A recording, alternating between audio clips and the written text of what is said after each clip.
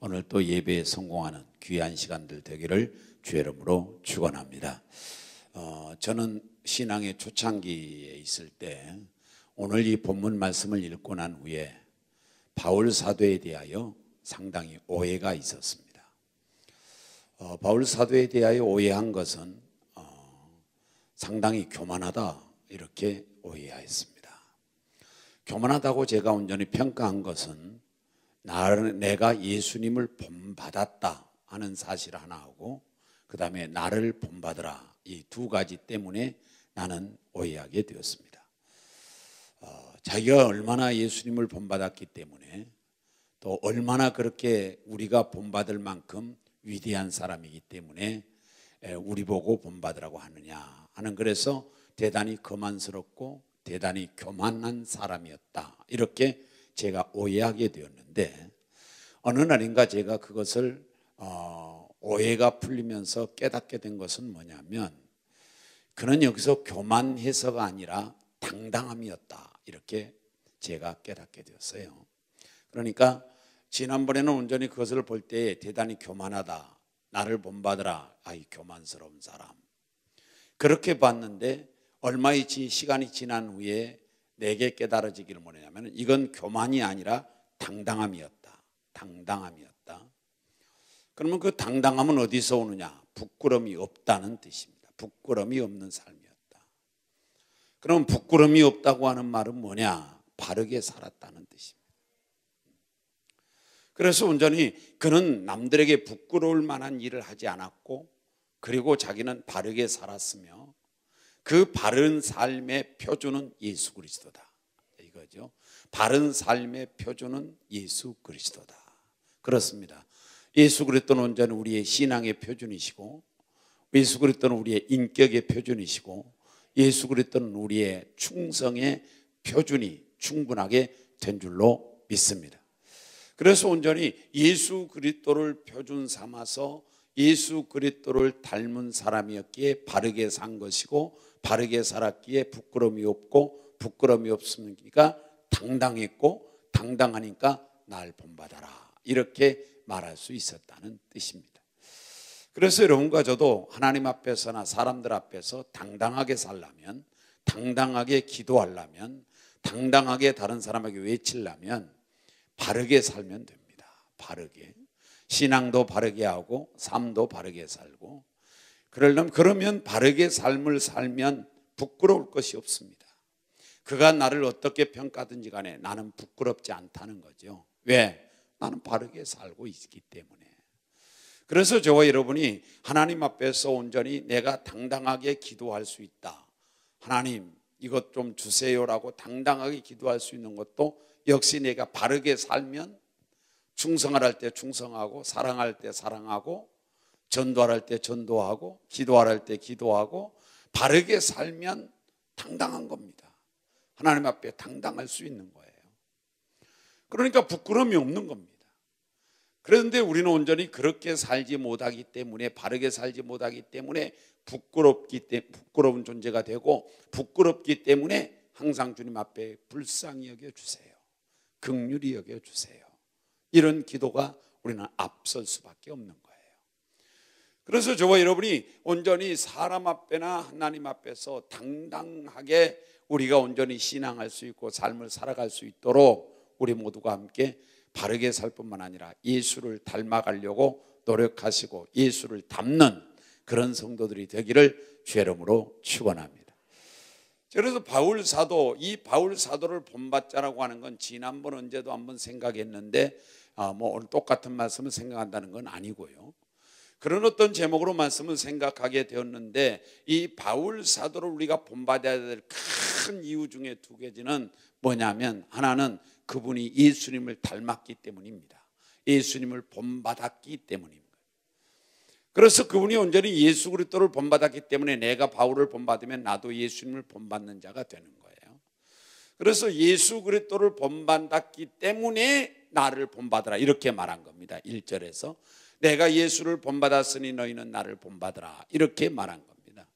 그래서 온전히 예수 그리스도를 닮았다는 사실 때문에, 그리스도를 본받았다고 하는 사실 때문에 나도 온전히 그 바울 사도를 본받아야 될 이유가 충분히 된다는 것이죠.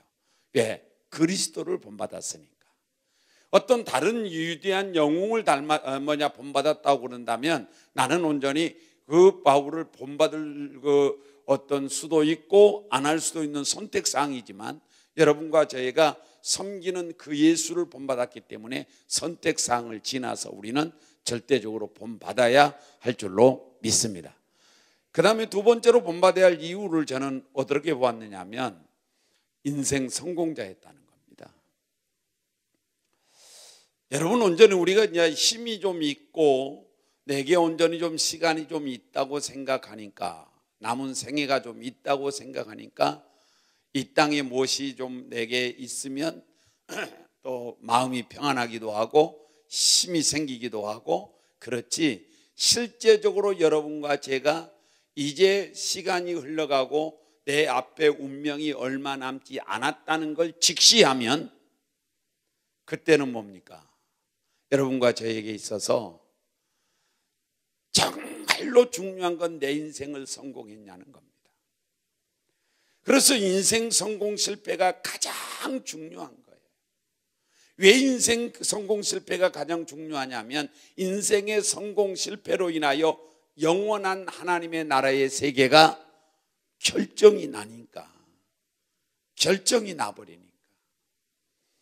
그런데 바울 사도는 말하기를 뭐라고 말하느냐? 나는 이후로는, 이 말은 뭐냐면 내가 죽고 난 후로는 하늘에서 의의 면류관이 예비되었다. 성공한 거거든요. 하늘나라의 영광이 준비되었다. 하늘나라에 가서 나는 이제는 면류관을 받을 것이다. 하늘나라에 가서 나는 최대의 영광을 누리고 살 수 있다. 이런 인생을 자기는 살았다는 거예요. 그래서 저와 여러분이 인생 성공하는 건 대단히 중요해요. 내가 부자로 못 살아도 인생은 성공해야 되고, 내가 높은 자리 못 앉아도 인생은 성공해야 되고, 내가 원하는 걸 못 하더라도, 못 이루더라도 그래도 인생은 성공해야 돼요. 여러분, 인생 성공은 가장 중요한 것 중에 하나예요. 우리 모두 함께 바울 사도처럼 인생을 성공해서 이후로는, 내가 죽음 후로는 사후의 세계를 가면 의의 면류관이 내게 예비되었다고 하는 이러한 그 삶을 외쳤던 바울처럼 우리도 그렇게 바울을 본받아 우리의 삶을 성공하는, 인생을 성공하는 아름다운 성도들이 되기를 주의 이름으로 축원합니다.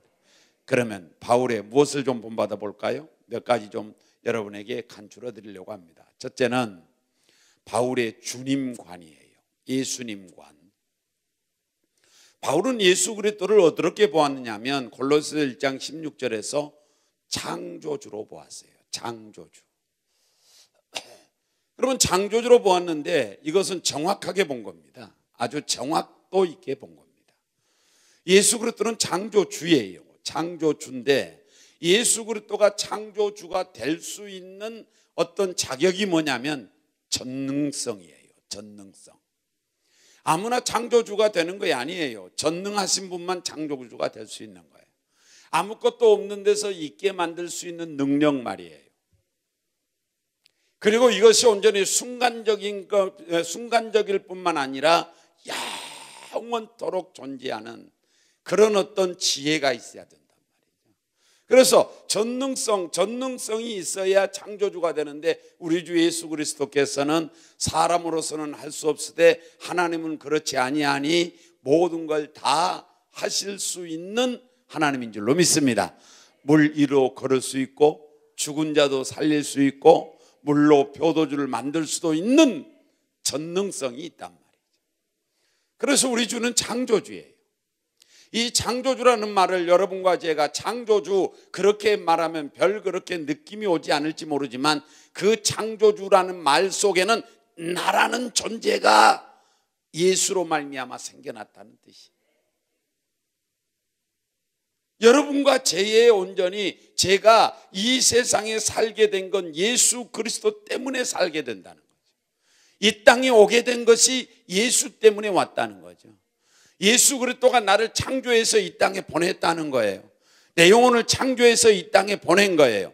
내 육신은 온전히 어머니의 어떤 살을 받고 우리가 태어난다고 이렇게 성장해서 태어난다 손치더라도 영혼은 어머니가 주는 게 아니에요. 아버지가 주는 것이 아니에요. 이것은 예수 그리스도께서 우리에게 각기 창조하셔서 내 영혼을 창조하여 내 육신 속에 집어넣고 그리고서 이 땅에 사람으로 태어나게 만든 줄로 믿습니다. 그분이 누구냐? 예수 그리스도. 그래서 창조주예요. 그래서 창조주. 여러분과 제가 예수 그리스도는 창조주가 되기 때문에 영광을 받아야 마땅한 줄로 믿습니다. 창조주가 되기 때문에 감사를 받아야 마땅한 줄로 믿습니다. 창조주가 되기 때문에 찬양을 받아야 마땅한 줄로 믿습니다. 그분은 높임을 받아야 마땅한 줄로 믿습니다. 예수 그리스도의 높임을 받아야 돼요. 그래서 바울 사도가 그걸 깨닫고 난 후에 나는 죽어서라도 주의 이름이 나에게서 존귀하게 된다면 나는 죽음을 죽겠다. 이렇게 나는 죽고 말겠다. 내가 살아서 온전히 주의 이름이 나를 통하여 존귀하게 높아진다고 한다면 나는 바로 살겠다. 이렇게 고백합니다. 여러분과 제가 그래서 주님은 나의 창조주가 되시기 때문에 반드시 감사를 받아야 되고 주님께서 나를 창조하셨기 때문에 영광을 받으셔야 되고 주님께서 나를 창조하셨기 때문에 예배를 받으셔야 마땅한 줄로 믿습니다. 그러므로 여러분 예수 그리스도가 여러분에게 한껏 온전히 뭔가 좀 도와주는 그런 분으로 존재케 만들지 마시고 여러분과 저를 통해서 영광을 받으실 분으로 계시도록 우리가 대우해야 할 줄로 믿습니다. 그 다음에 두 번째로 바울 사도는 예수 그리스도를 구세주로 보았습니다. 구원의 주님으로. 그것도 유일한 구원의 주로 보았습니다. 예수밖에는 다른 이름을 주신 일이 없느니라. 그래서 온전히 구원을 주실 만한 이름을 이 땅에 보낸 적이 없고 오직 예수만 구원이라는 거예요. 예수만 구원이다. 예수만 구원입니다. 할렐루야.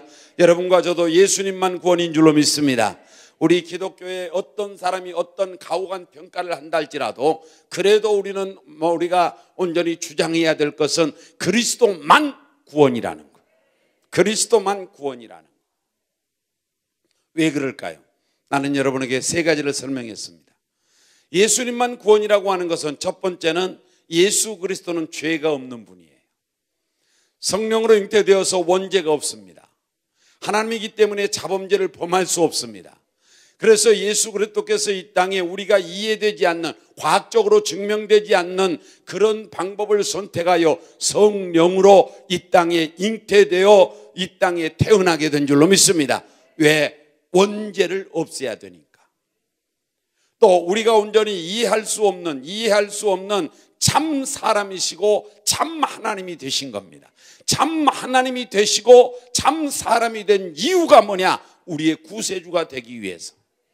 참 하나님이셔야만 죄를 범하지 아니하고 참 사람이라야만 구세주가 될 수 있습니다.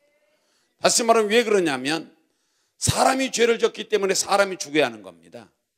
그래서 구약에 온전히 짐승으로 제사를 드렸지만 그 짐승으로 우리가 죄산 받은 거 아니에요, 여러분. 그 짐승의 피가 우리를 구원 주는 게 아니란 말이죠. 그 짐승이 죄를 범하지 않았기 때문에 그렇습니다. 죄는 누가 범했느냐? 사람이 범했어요. 사람이 범했으니까 죄의 삭은 사망이라 사람이 죽어야 되는 거예요. 그래서 예수 그리스도께서 참 하나님으로 오신 것은 왜 그러느냐? 죄를 범하지 말아야 되니까. 죄가 없는 사람이 돼야 되니까. 왜 그러면 온전히 주님께서 참 하나님으로서 계시면서 우리의 죄를 다 용서하면 될 터인데 왜 꼭 이 땅에 태어나느냐? 주님은 법을 초월하지 못하여 죄의 삭은 사망이라는 법을 반드시 이루어야 되니까. 그러니까 여러분과 저를 죽일 수 없어. 여러분과 저를 사랑하신 주님은 여러분과 저를 죽여서 지옥 보내기가 싫어서 그래서 주님은 이 땅에 사람으로 오셔서 사람이 범한 죄를 대신 짊어지시고 죽으심으로 말미암아 그분이 우리의 대속주가 된 줄로 믿습니다.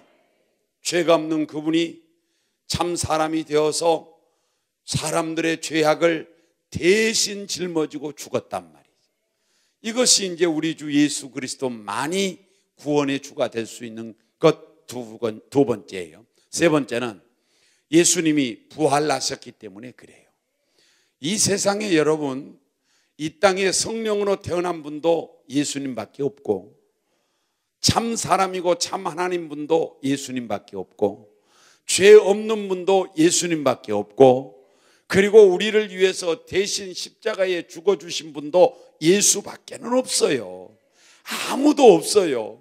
여러분과 저에게 좋은 걸 가르쳐주고 좋은 멘토가 되어주는 그런 사람들은 많이 있었을지 모르지만, 여러분과 저를 위해서 대신 피 쏟으시고 죽으신 분은 예수밖에 없다고요. 그리고 더더욱이 중요한 건 3일 만에 부활하신 분은 예수밖에 없어요. 아무리 어떤 사람들이 온전히 부활했다고 주장한다 할지라도 그들은 부활할 수가 없습니다. 왜 그렇습니까? 죄인이기 때문에 그렇습니다. 그러나 죄 없는 분은 온전히 죄의 사망의 몸에 매어 있을 수가 없습니다. 죄 없는 분은 죽음이 가둬둘 수가 없어요. 왜요? 죄가 없기 때문에 그렇습니다. 그러면 예수님은 왜 죽으셨나요? 그것은 여러분과 저의 죄 때문에 죽었고, 그리고 우리의 죄 문제가 해결하신 주님은 거기 죽음의 속에 머물러 있을 수가 없는 거예요. 죽음이 예수님을 가둘 수가 없는 거예요. 붙잡을 수가 없는 거예요. 아무리 붙잡을 권리를 가지고 찾아봐도 죽어야 될 이유가 없으니까 말이에요. 뭐가 없어서? 죄가 없으니까. 그래서 주님은 3일 만에 살아난 줄로 믿습니다. 살아난 줄로 믿습니다. 그래서 여러분과 저에게 새 생명을 준 줄로 믿습니다. 새 생명이 주어진 줄로 믿습니다. 그래서 우리 모두에게 참 구세주는 예수밖에 없다. 그리스도밖에 없다. 여러분, 이것만큼은 확실하게 믿어야 할 줄로 믿습니다. 사람, 좋은 사람처럼, 아이고 당신네 종교도 구원이 있고 우리도 있고, 당신네도 있고 우리도 있고, 참 마음 넓은 사람처럼 그렇게 신앙하지 마십시오. 양보할 것이 따로 있는 거예요. 예, 사랑에 대해서는 그렇게 말하세요. 당신네가 주장하는 사랑도 고귀합니다. 우리가 주장하는 사랑도 고귀합니다.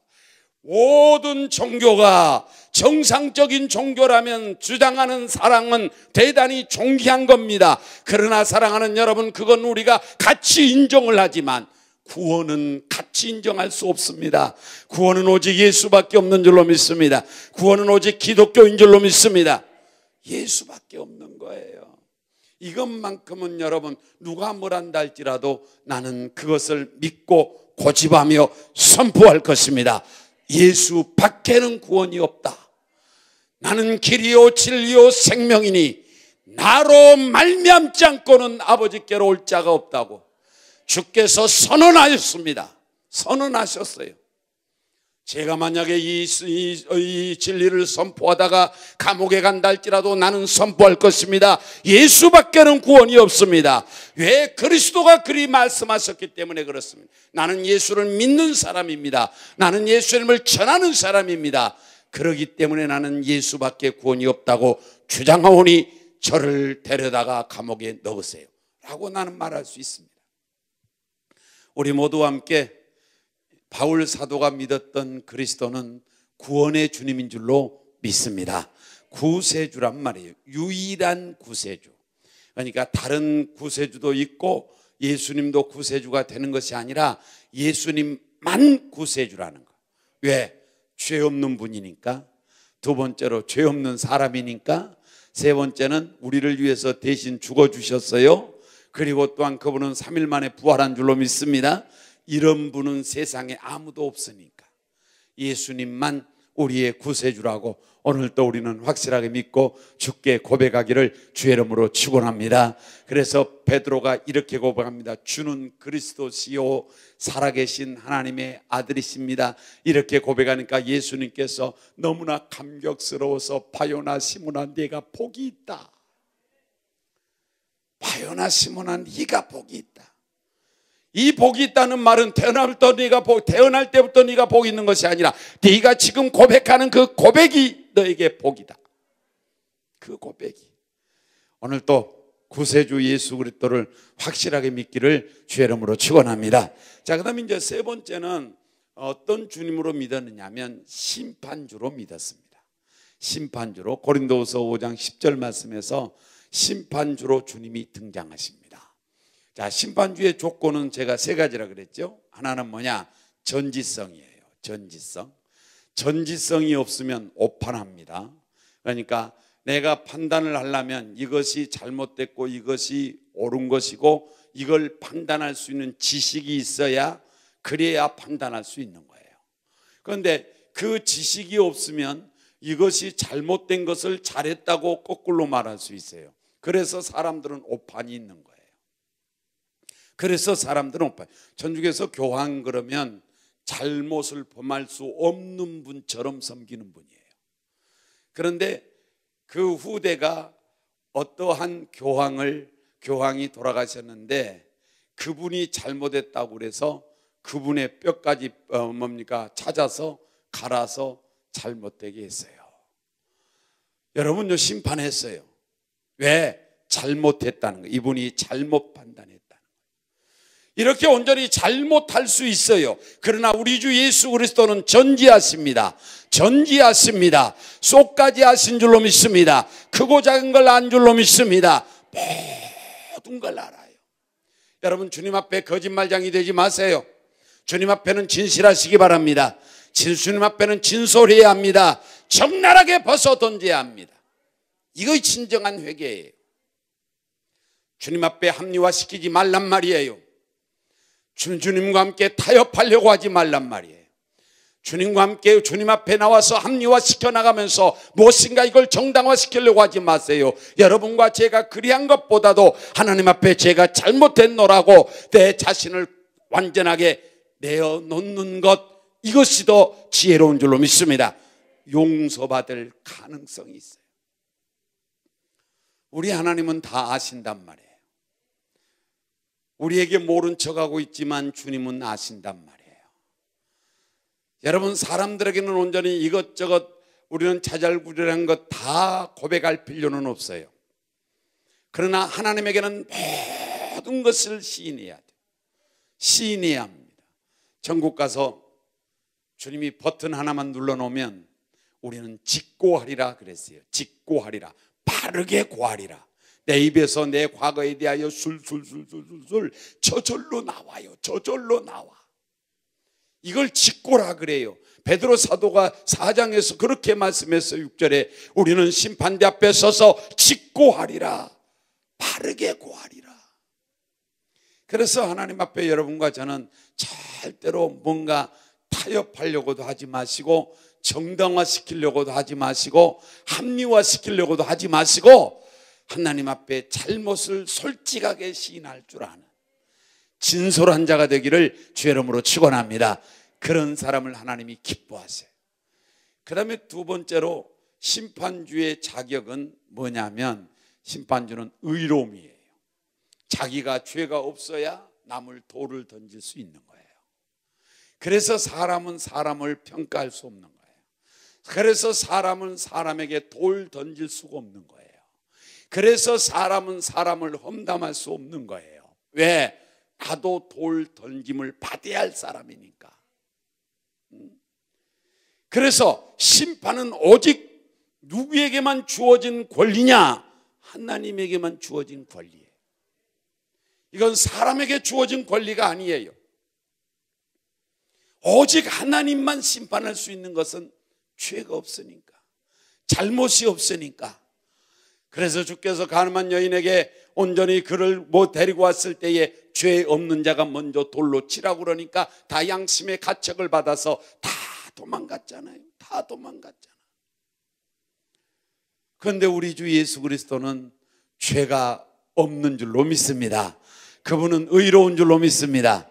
그분은 깨끗한 줄로 믿습니다. 그분만은 온전히 더러움이 없는 줄로 믿습니다. 티도 없는 줄로 믿습니다. 흠도 없는 줄로 믿습니다. 그러기에 그분은 재판관이 될 수 있는 거예요. 심판할 수 있는 거예요. 생각해 보세요, 여러분. 내가 도적놈인데 도적놈을 심판하는 건 이것은 뭔가 이러냐하지 않습니까? 어떻게 도적질하는 내가 도적질하는 자를 심판합니까? 불가능한 겁니다. 도적질하지 않는 사람이 도적질하는 사람을 심판해야 마땅한 겁니다. 그래서 온전히 예수 그리스도만이 죄가 없기 때문에, 의로우시기 때문에 그분만이 심판주라는 거예요. 그분만이 심판주다. 그 다음에 세 번째는 조건이 뭐냐면 주권, 권세예요. 권세. 다시 말하면 심판권이 있는 사람이라야만 가능한 거예요. 아무나 가서 재판관에 된다고 앉아있으면 안 되는 거예요. 재판관에 온전히 시험을 봐서 합격을 해가지고 그렇게 온전히 임명을 받아야 되는 거예요. 그래야 재판할 수 있는 권한이 있는 거예요. 그런데 우리 주 예수 그리스도는 하늘과 땅의 모든 권세가 주께 있는 줄로 믿습니다. 주께 있는 줄로 믿습니다. 그래서 주님은 심판주가 되는 거예요. 여러분, 우리 주 예수 그리스도의 심판대 앞에 설 때는 사랑이라고 하는 것은 존재하지 않습니다. 1도 없습니다. 심판대 앞에서는 사랑이 존재하지 않습니다. 오직 공의만 있는 겁니다. 거기는 공의만 있는 거예요. 이것 좀 봐주세요가 아니에요. 심판대 앞에서는 공의가 왕이에요. 그러니 저와 여러분이 사랑 많으신 하나님이 심판하실 적에는 공평하게 심판하는 거예요. 의롭게 심판하는 거예요. 그 심판대 앞에 우리가 섰을 때 잘했다고 칭찬받을 수 있는 성도들이 되어야 할 줄로 믿습니다. 할렐루야. 잘하였도다. 얼마나 신나겠습니까? 판결문이 잘 나와야 할 줄로 믿습니다. 인생 판결문을 붙잡고서 우리가 펄쩍펄쩍 뛰면서 한 잔 쏠 수 있는 성도들이 되기를 주의 이름으로 축원합니다. 여기서 한 잔이라고 그러니까 행여 술로 생각하지 않기를 원해요. 한 잔은 커피로 생각을 하시고, 여러분 온전히 하나님께서 내게 판결문을 주셨는데 김성옥 판결문 해놓고 참 잘하였도다, 진실하였도다, 충성하였도다. 제가 북에 갔다고 그러면 계속 하고 있을 겁니다. 그것만. 그러면 이제 눈치 빠른 성도는 아멘 할 겁니다. 예. 여러분, 온전히 하나님 나라 가서 판결문을 잘 받기 바랍니다. 할렐루야. 얼마나 신나겠어요. 천군 천사 쫙 둘러리 서 있고 우리의 신앙의 선후배들이 쫙 깔려 있는데 정말로 그 앞에서 내 이름을 부르시더니 잘했다고 칭찬해 주시면 얼마나 좋으시겠어요. 할렐루야. 힘들어도 그걸 기대하면서 충성하시기 바랍니다. 힘들어도 그걸 기대하면서 바로 사시기 바랍니다. 힘들어도 그걸 기대하시면서 인내하시기 바랍니다. 하나님 나라를 기억하면서. 그래서 온전히 주님의 심판대가 잘못 살면 두려움이고 잘 살면 신나는 겁니다. 그 심판대가 내가 바르게 살고 잘 살았고 내가 충성하는 자가 되었으면 그 심판대가 기다려지는 겁니다. 왜? 내 가치가 드러날 시간이 됐으니까. 내 온전히 가치가 빛이 날 시간이 됐다고요. 내가 잘못 살면 그날이 두려워지기 시작합니다. 그날이 내게 오지 않았으면 좋겠습니다. 그 심판이 내게서 지나갔으면 좋겠습니다. 그러나 내가 바로 사는 사람, 내가 충성하는 사람, 내가 바르게 예수를 믿는 사람, 이 사람은 그날이 그리워진다 이 말이에요. 여러분, 그날이 우리에게 희망되기를 주의 이름으로 축원합니다. 심판대 앞에 서는 것이 내게는 즐거움이 되어서, 그래서 여러분과 저희가 옛날 저울대로 말하면 온전히 심판대 앞에 섰을 때에 충성의 무게가 나가야 할 줄로 믿습니다. 사랑의 무게도 나가야 할 줄로 믿습니다. 의의 무게도 나가야 할 줄로 믿습니다. 선한 무게도 나가야 할 줄로 믿습니다. 무게가 좀 나가야죠. 무게가 나가야 돼요. 우리 하나님께서는 우리의 심판주가 되셔서 공의롭게 심판할 그때랄지라도 우리는 하나님으로부터의 참으로 놀라운 판결문을 받아들고 기뻐 팔짝 뛰는 아름다운 성도들이 되기를 주의 이름으로 축원합니다. 그 다음에 바울 사도가 예수님을 어떤 주님으로 보았느냐면 주인으로 보셨어요. 주인. 사도행전에 쭉 보면은. 그래서 온전히 주인으로 보게 되는데 우리 주 예수 그리스도가 우리의 주인이 되신 건 사실이에요. 왜 그러냐면 예수님이 만들었으니까 주님 것이에요. 두 번째는 예수님이 피값 주고 샀으니까 주님 것이에요. 할렐루야. 자, 이것을 온전히 죄송합니다. 아가페라는 회사에서 만들었어요. 그래서 만들었을 때는 아가페 회사 거였어요. 그런데 내가 10,000원 주고 사왔어요, 이것을. 그랬더니 이것은 내 것이 되었어요. 여러분, 예수 그리스도께서 창조주가 되신다고 말씀하셨습니다. 그러므로 그리스도가 만들었으니 그리스도의 것이고, 그리스도가 또 피값 주고 사왔으니 그리스도의 것이다. 그러므로 말미암아 우리의 주인은 주님인 줄로 믿습니다. 만물의 주인도 주님인 줄로 믿습니다. 왜? 주님이 만드셨으니까. 그러면 온전히 주인 되시는 그 주님이 우리를 어떻게 사용하든지 간에 그런 사용할 권리가 주께 있는 거예요. 주께서 나를 어떻게 쓰든지, 크게 쓰든지 작게 쓰든지 하나님의 권리가 그분에게 있단 말이에요. 그래서 온전히 주가 쓰시는 대로 우리는 쓰임 받으면 되는 거예요. 그런데 깨끗한 그릇은 주님 쓰시기에 합당한 것입니다. 사랑하는 여러분과 제가, 하나님께서 나의 주인 되셔서 나를 어드럽게 쓴다 할지라도 내놓을 수 있는 성도가 돼야 할 줄로 믿습니다. 돼야 할 줄로 믿습니다. 그래서 나귀 주인이 위대한 거예요. 예수님께서 예루살렘을 입성해 나갈 때 병거를 타지 않았습니다. 왜? 겸손하니까. 그래서 온전히 나귀 새끼를 타게 되는데, 나귀 새끼를 온전히 끌고 오라고 할 때에 저 밑에 가면 메어져 있을 때니까 끌고 오너라. 주인이 말합니다. 당신들 왜 내 나귀를 끌고 가려고 풀고 있어? 그랬더니 하시는 말씀이 주가 쓰시겠다 합니다. 주가 쓰시겠다 합니다. 이 나귀의 원주인이 쓰시겠다 합니다. 그러니까 군소리 안 하고 내주잖아요.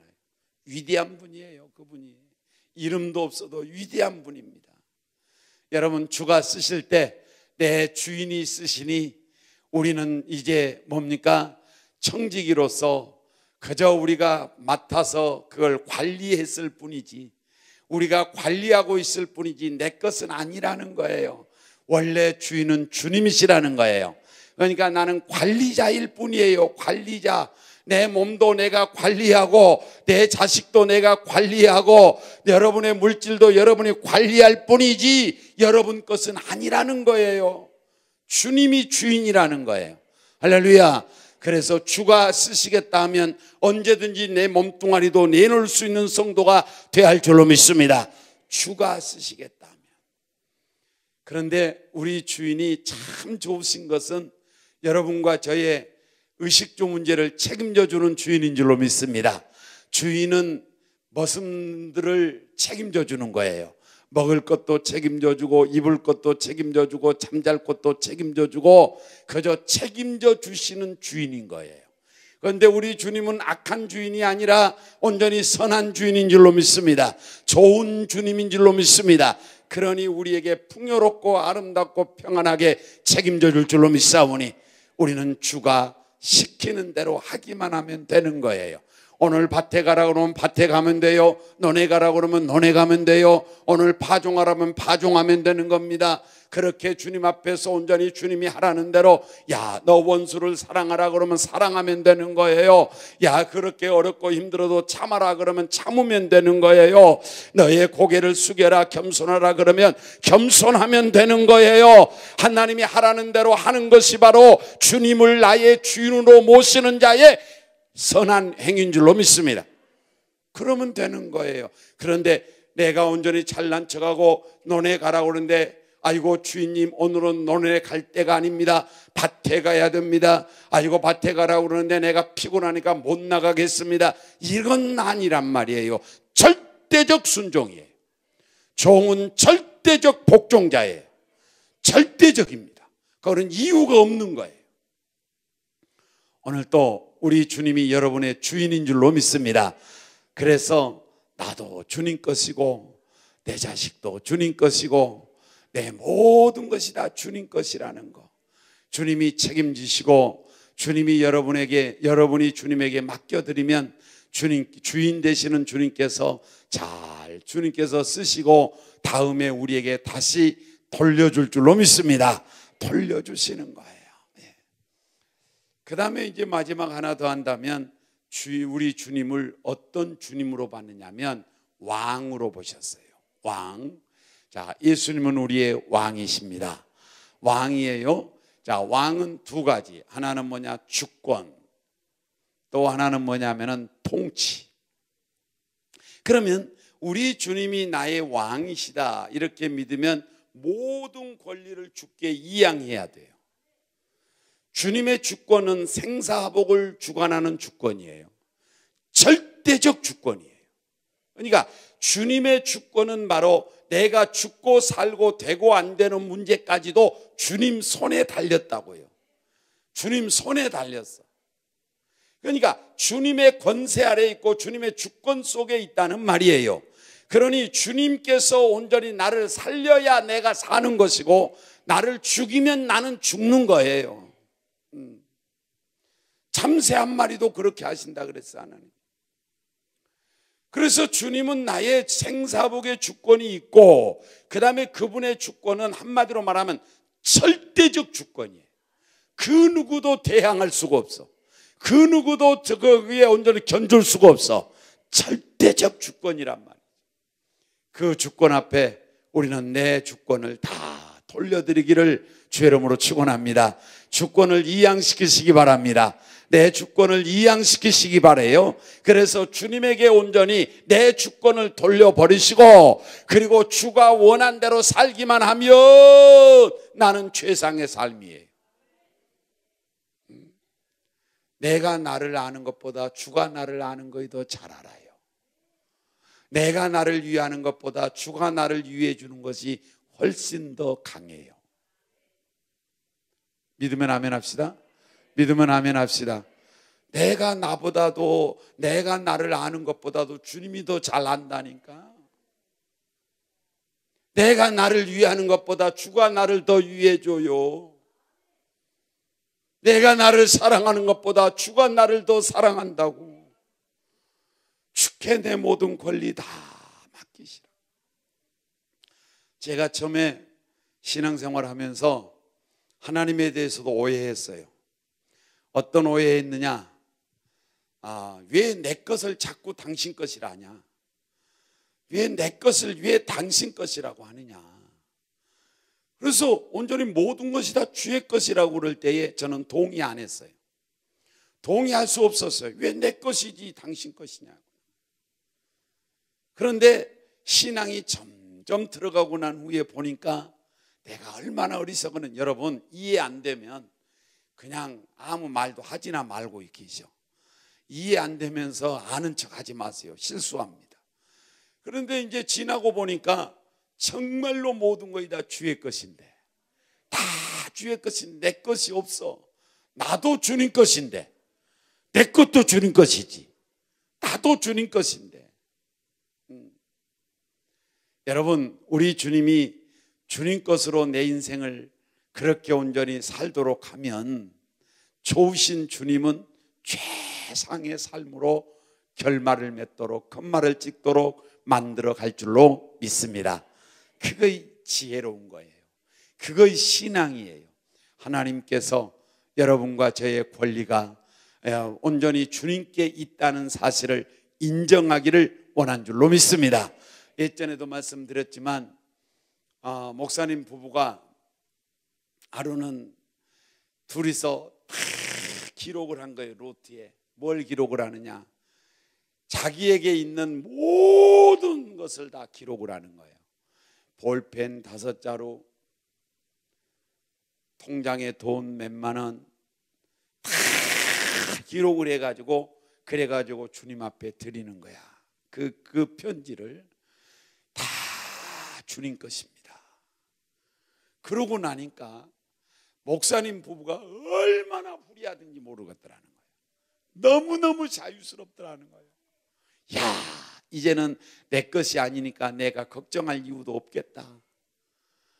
이제는 내 것이 아니니까 나도 내 것이 아니니까 나도 주님 것이니까 주님이 나를 책임져 주시겠지.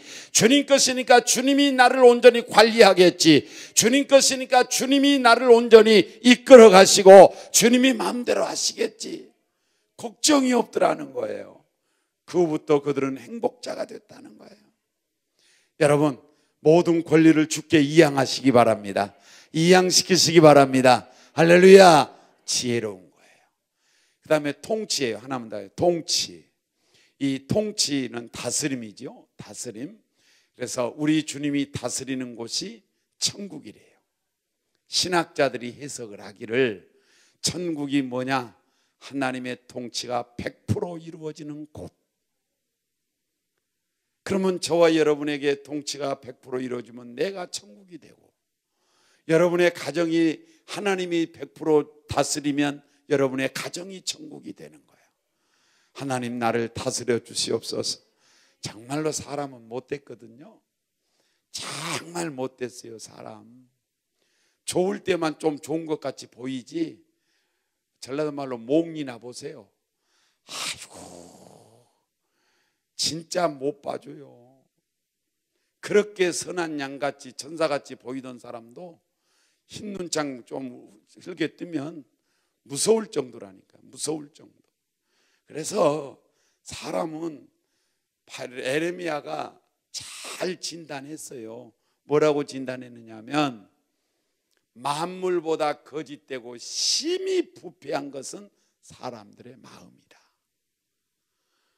그리고 다시금 온전히 이사야나 시편에서 뭐라고 그러냐? 우리는 수의 7자도 못 된다는 거예요. 숫자로 1명, 2명, 3명 세볼 만한 사람도 아니라는 거예요. 우리는 그렇게 가치가 없다는 거예요. 여러분 인생 그렇게 가치 없게 살지 마시고, 우리는 온전히 주님의 영광과 주님의 통치와 주님의 이끄심 받으셔서 우리는 가치 있는 삶을 살기를 주의 이름으로 축원합니다. 주의 이름으로 축원합니다. 믿을 분은 주님밖에 없고, 따라갈 분은 주님밖에 없고, 내 인생을 맡길 분은 주님밖에 없고, 내 주님, 나의 주인 되시는 주님, 나의 왕이 되시는 주님, 나의 심판주가 되시는 주님, 나의 구원의 주가 되시는 주님, 나의 창조주가 되시는 그 주님, 그 주님은 선한 주님인 줄로 믿사오니 그 주님께 여러분의 인생 맡기시고 오늘 또 우리 모두와 함께 평안하고 행복하게 생애를 살아갈 수 있는 그런 성도들이 되기를 주의 이름으로 축원합니다. 기도하겠습니다. 하나님 감사합니다.